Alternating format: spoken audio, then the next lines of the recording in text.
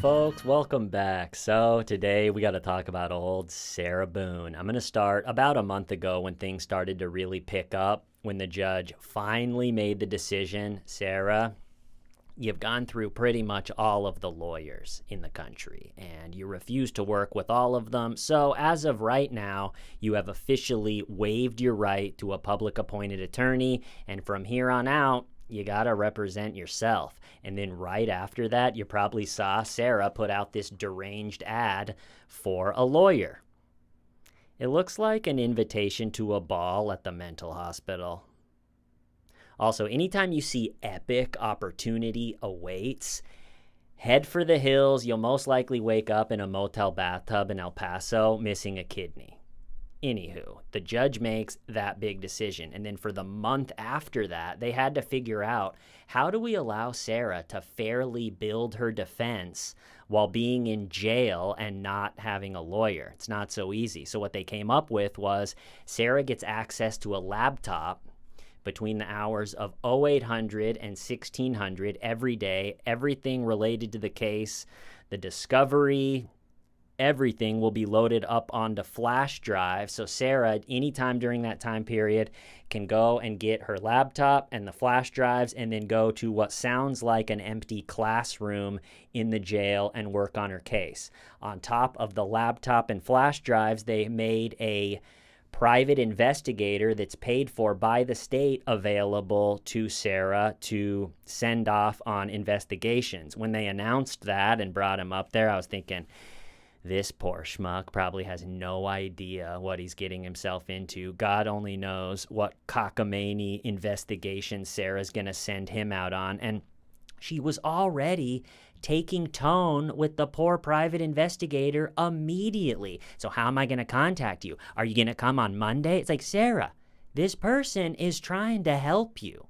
Everybody here is taking mind-boggling amounts of time to make sure this whole thing goes fair for you and you get a fair shot, and you can't reciprocate by having a little good attitude on anything.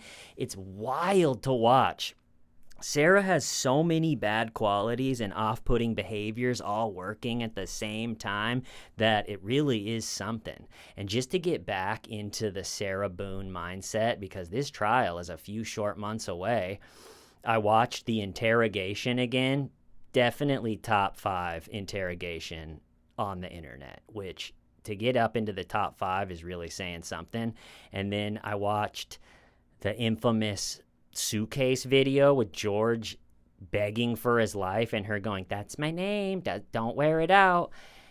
And that suitcase video really, I think, could be the most awful video on YouTube, to the point where it's a little bit crazy that it's allowed to be on. I'm glad that it is, but how did that fall through the YouTube cracks? And watching that, the YouTube or the suitcase video where George is begging for his life in the suitcase, I had this fantasy. I know they can't do it, but how cool would it be if when Sarah leaves for court and she's away from her cell, they bring in a company that builds sets for the movies and TV sets, and they bring in workers for the company, and they quickly, industriously measure the outside of Sarah's cell, and all the other inmates are going, who the hell are they? What are they doing?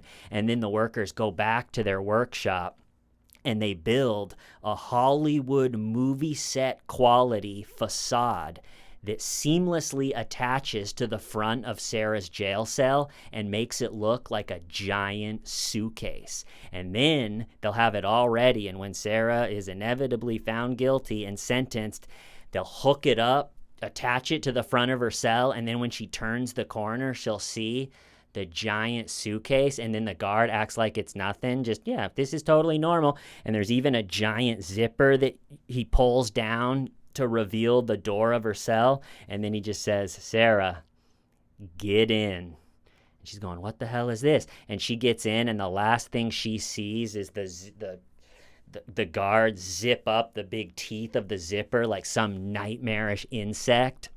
And then she's going, "What the hell? You can't do this. You can't make my cell into a giant suitcase." And then the next day when she's away eating breakfast or taking a shower or something, take the whole thing down, disassemble it, and throw it away, and everybody acts like nothing ever happened. That's kind of what I hope happens. Yeah, let's keep moving. And so after that month where they tried to figure out, where they did figure out, all right, this is what it's going to look like for Sarah to fairly build her own defense. Then they brought Sarah back in to tell her that. So there was a status hearing, bring Sarah back in. Sarah was really angry at that status hearing because she said that she didn't know there was a status hearing until the guards walked up and rapped on her the bars of her cell and said, Sarah, you got court today. And so she's saying, how am I supposed to know that there's a court hearing? How am I supposed to get this filing? I don't have a phone in my cell. And all of her complaints were like, yeah, Sarah, that's why having a lawyer is really nice and convenient, and it sucks not having one. No one is arguing with you that not having a lawyer sucks. And the judge is doing a really good job. I was getting a little bit annoyed with the judge after 6 lawyers and then 7 lawyers. It's like, what are we doing? But there is a method to the madness of dealing with someone like Sarah, just like dealing with, what's his name? The guy that drove through the parade. How do I forget his name? Daryl Brooks. It's, you gotta go way above and beyond. Even though it's probably reasonable to forfeit her lawyer at 5, you gotta keep going just so she can't claim later this was unfair. My chances to get a lawyer went away too quickly. This is not fair. I want a new trial. So you gotta just really slowly. All right, you get another chance. All right, now it's acceptable to say you don't get a lawyer. So she's mad. How am I able to find out about stuff? I'm in jail. And the judge is doing a really good job of just really nipping all those in the bud, saying, well, it's not easy not to have a lawyer, but we're going to keep working through, and you're going to do this instead, and you're going to do that, and we're going to mail you all of the stuff that you maybe we would just tell a lawyer. And so she was mad. She thought that was really unfair. And then she also thought it was unfair, the laptop. She wanted the physical boxes of the discovery, all of the evidence, to be carted into her cell. She said so at 3 a.m. she could work on it if she wanted to, and also she could write on the actual physical copies. Again, that was just met by the judge saying, that's not the jail's protocol. We can't bring this whole stack of stuff into the jail. They said, no, sorry, Sarah, not having a lawyer isn't easy, and that's where you're at. Okay. And so that one ends with, one more thing Sarah thought was unfair with that first hearing after the month of them figuring out what they're going to do with her, is she wanted, since it took a month to figure out how do we give Sarah the proper fair chance to build her defense. That took a month. She wanted an extra month. She wanted the pre-trial and everything, all of the dates that are set in stone already, to be pushed off another month. It's almost been a half a decade. And the judge, again, just quickly and simply didn't allow to play Sarah Boone games with it. Quickly and simply just said the dates are the dates, Sarah, which is smart, because as much as Sarah wants this to be a misunderstood, intricately complicated case with different it's not. It's just was you, Sarah, and George, and the suitcase. It's not like there was 20 people at the house for a party, and you got to figure out everybody's story and go through everybody's electronic data. Who did it's just those two. It's just Sarah. What happened? I mean, you filmed it, so we saw. So why don't you just tell us your story real quick? This whole thing should take about 5 minutes, 10 minutes, and then... But Sarah thinks she's one clever away and a winning mindset attorney away from breaking this thing open, and so, which is delusional, which we'll talk about that. All right. So then she wanted an extra month. The judge said no, and then before that first little court hearing after the month, Sarah had already submitted 5 motions, but the judge hadn't got them yet. So she was like, well, what about my 5 motions? And the judge was like, oh, I didn't see them yet. They must not have come through. So in a day or two, there was quick court appearances this last week, like 3 in a row. And so a couple days go by, they bring her back in court again to deal with the motions she put in. A few of the motions dealt with how she was going to get the discovery and everything. So he was like, we already dealt with those, with the whole laptop, private investigator, that whole plan. And then some of the other motions she put in is she wants the state to pay for a expert witness, but that's been the story since Lawyer 3, like 2 years ago. She wanted an expert witness to argue that she falls under the battered spouse defense. And the battered spouse defense is, I had to kill my spouse. There was no other possibility. My life was on the line. I was going to die in this horrible abusive situation if I didn't do it first. And the main thing you got to have if you're going with the battered spouse defense is you got to have an expert witness to come in and say, I'm a expert on all this, and this does meet the battered spouse defense because of this, this, and this. And not having an expert witness, you can't really go for that defense. And so in Sarah's mind, she, I think, still wants to go with the not intentional, which you can't not intentionally not open a suitcase when someone's begging for the life. So that's stupid. I think she's going to do the no malicious. We were playing hide and go seek in a small townhouse, and it just got a little bit sloppy drunk, and something really bad happened, but it wasn't no malicious. She's going with that, I would assume. And then the healthy, strong, battered spouse defense. Well, if you don't have any money, and you don't have a lawyer, and you don't have really anybody that thinks that it meets the battered spouse defense, it's hard to get the expert. And I've talked about this before. If you don't have a bunch of money to hire a sleazy expert that'll say anything for money, the only thing left is a credible expert that's not going to put their reputation and their career and everything on the line by going up there and sitting on the stand and going to bat for Sarah Boone. And so she wants this expert. It's been going on for years. I want this expert, and I want the state to pay for it. And the judge is going, well, what's the expert's name? And Sarah she doesn't have one. She just wants one, but she doesn't have one in mind. So the judge said, you can refile that motion when you actually have a name, and we'll deal with it. And then also, kind of with that, Sarah wants to depose people. So she wants to know, how, if I want to depose people, how will that work? And I keep thinking, who would she possibly depose?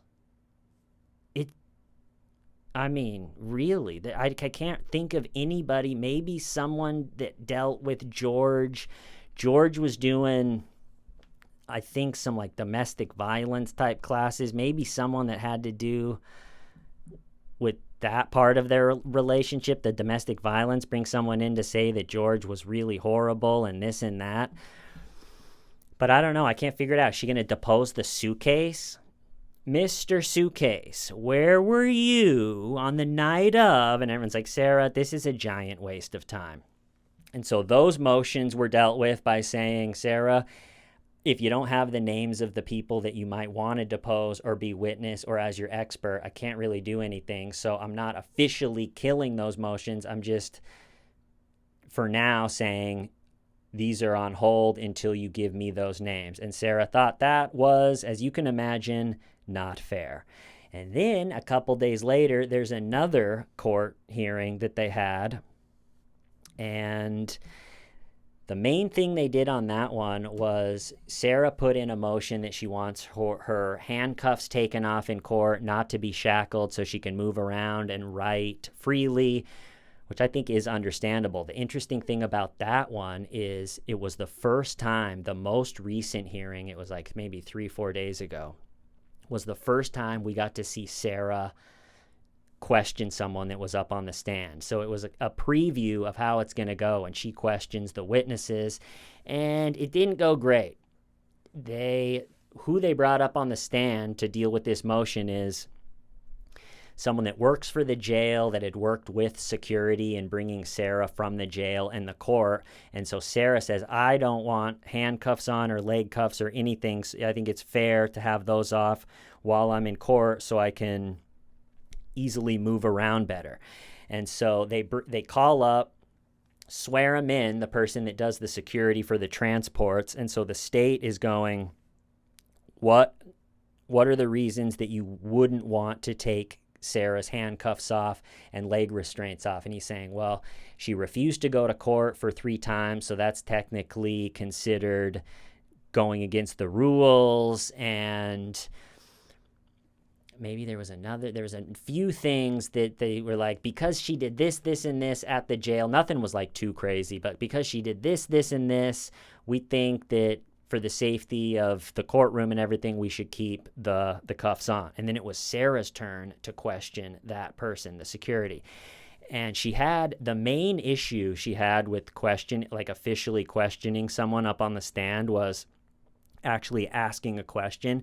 She wanted to just say a statement like, I never missed court. He was saying that she refused to go to court 3 times, and Sarah said that didn't happen. Who was saying that? And so those type of questions, like who was saying that, it was going pretty smooth. But when she would just be like, I never missed a court, then the prosecutors, you can imagine, would object to the form of a question because it wasn't a question, and then the judge would say sustained. And then so a few of those happened where Sarah would say a statement, the prosecutor would object to the form of the question, and then the judge would say sustained. And then Sarah stops and goes, what does sustained mean? And that's when it really sunk in. Like, Sarah, if you don't even know what sustained means, you really shouldn't have flushed all of your chances to get a lawyer down the toilet. And also, instead of spending hours on this stupid doodle art project, why don't you do a little research on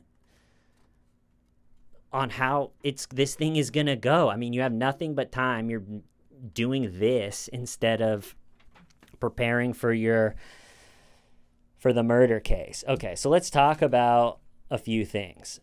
Sarah, over and over again in her interrogation and in these court hearings, proclaims that it's not fair, that's not fair, it's unfair, this is unfair, that's unfair. And I think where that comes from is one of Sarah's delusions is that she excels at everything. That's what she actually verbalized it once. But I truly think she thinks that. And if you think in your heart of hearts and deep down in your soul, I excel at everything, but in reality, you excel at pretty much nothing, the only way to explain away the fact that everything in your life is going terrible, you're in a financial free fall, you're too drunk most days to pick up your son, haven't worked in years, you can't take care of yourself, you're dating someone worse off than you, not to rip on a dead guy, but he was even much lower functioning than Sarah, and then to just kickflip that in your mind, I excel in everything. I've always been a straight A student. You can tell when somebody's really struggling with addiction when they start only talking about accomplishments from 20 years ago. I've always been a straight A student. How old are you? 42. But I've always been one. All right, so there's that. I think that the whole I excel at everything, that's why everything to her seems unfair. And I do genuinely think, because Darrell Brooks and Sarah Boone are both mind-blowingly insufferable. But I think that the difference between them, I think Darrell Brooks thought deep down, I think he knew he was being treated fairly, but he was trying to be cunning and put it on the record and pretend like he was getting screwed over and not being treated fairly in hopes that down the road when he's maybe could get a mistrial and the people deciding that are only going off the record, maybe he could get a mistrial through that. I genuinely think that Sarah believes that it's unfair, which she's being treated with so much fairness, it's almost comical over these years. So much time and money and people's lives are going into dealing with Sarah after doing what she did, and she just will not accept that this is her fault and everything that's happening is more than fair, and she's been treated unbelievably well for what she did. I'm glad we live in a society where someone like Sarah Boone gets this fair shot and all of the, the business respect that comes along with being on trial. No one's being mean to her or anything. How many societies throughout history, after 4 years of being difficult and going against everything they try to do to give her a fair shot, would just be like, all right, just take her behind the dumpster and shoot her. Listen, we tried. We really did. It's been 4 years we've been doing this. We really tried, Sarah, but she's lucky. She lives where she lives in the time period she lives in. But let me keep going with this. I got a few more things. All right. I think the last thing I want to talk about is I think that Sarah's hoping that when she gets in there and starts arguing her case, people are going to think, oh my gosh, she was so abused and the battered spouse defense, and Sarah had such a rough situation. But from everything that I see, her relationship with George is even more sinister than maybe it appears. Somehow, even with the suitcase video and how awful that is, their relationship, the more you look into it, is creepy. And so here's what I think happened. I think Sarah was dating a really decent guy. He's done a couple interviews, and he tells a story where it was like a weeknight, and this is when his marriage with Sarah was really going down, and Sarah brought back everybody at the bar, and he was just trying to have a quiet night and get up for work and be a dad the next morning, and he wakes up, and some drunk dude's in his house going, Sarah, and he comes out, and the guy kind of hit him with the like, hey, sweet party, bro, where's Sarah? And he's looking at her, and he's looking at him going, how is this my life? And Sarah was abusive towards him and totally wasted all the time.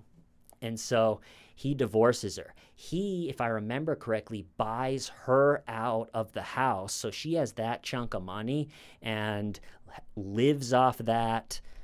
That's how she gets the townhouse. She didn't work since then, and so was in financial freefall. Think, you get that big chunk of money one time, but if you're paying rent and life expenses and everything with it, it's gonna go quick. And so she goes from having a decent guy that's taking care of himself, seems great, to dating George. And I think why that happens is because Sarah, one of her other delusions, I guess it's kind of the same one, that I excel at everything, is she likes to be on this high horse of, I'm smart, I have my shit together, I excel at everything. And that's why I think she's genuinely enjoying this pretrial stuff, because everybody's polite during pretrial. The prosecutor isn't saying, this woman is a monster and she murdered. None of that is happening yet. So I think she's getting lulled with the fake respect or the unearned respect that you get during the pretrial. No one's trying to be mean yet. Everyone's trying to be nice and accommodating going towards the trial date. And I think this is the last time Sarah's going to have this much respect and explanation, and people are going to give her the time to say what she wants to say. This is really it. And so she's playing lawyer, and she's enjoying, hey, I'm on the same level as this attorney and I'm the judge, and we're all working through this. And she likes to, the reason I got this thought was she was talking in the interrogation about how she's going to George's parole officer, and she's talking about George almost the way that a mom would talk about a child that's having behavioral issues. I know I can help him. He's come so far. He's learning so much. His parole officer is so great. She's telling me how great I am for working with her on behalf of George. George almost was like her little plaything. And the only way she could have that is to find someone that had fallen lower than her as far as being a functional adult. Because think with her husband who divorced her, she at every turn probably felt bad about herself. It's like, Sarah, you lost your job? You're not going to work today? You're 2 bottles of wine in already. Today you can't go pick up our son. And so she probably always felt like the one that was out of control and not doing well and not taking care of herself and not measuring up to what she thought she was in her head. And then all of a sudden she gets George. So I do think George was her boyfriend and her companion, but it also allowed Sarah to, it's not that bad, because it's not as bad as maybe what George is going through. It's like having a problem with addiction, but your friend has a worse problem with the same addiction. So you're like, I don't need to work on mine. I'm good. So-and-so is way worse. I'm not like that at all. And so I think that was a part of what she was attracted to George as her little play thing. I'll help you, George. As the adult that has their stuff together, I can help you, George. When really, they were the exact same, minus like the money she got for the divorce, which allowed her to have the townhouse. They were pretty much the exact same, except maybe George was on parole and moving through the criminal justice system a little bit more than Sarah. But it's pretty bad. And then I had one more thing I wanted to say. Let's see.